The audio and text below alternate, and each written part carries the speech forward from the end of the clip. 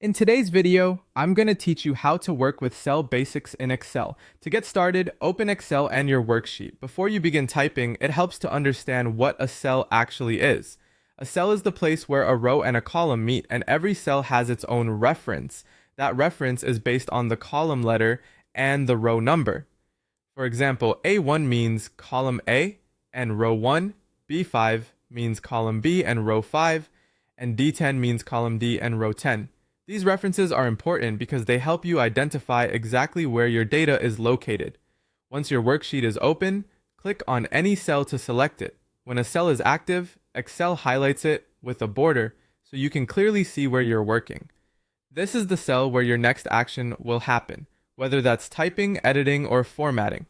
To enter data into a cell, click the cell you want to use and type your content. This can be text, numbers, or dates.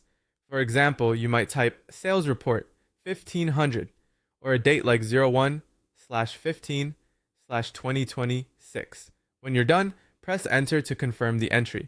If you need to change what's already in a cell, there are two simple ways to do it. The first method is to double click the cell, make your changes directly inside it, and then press enter.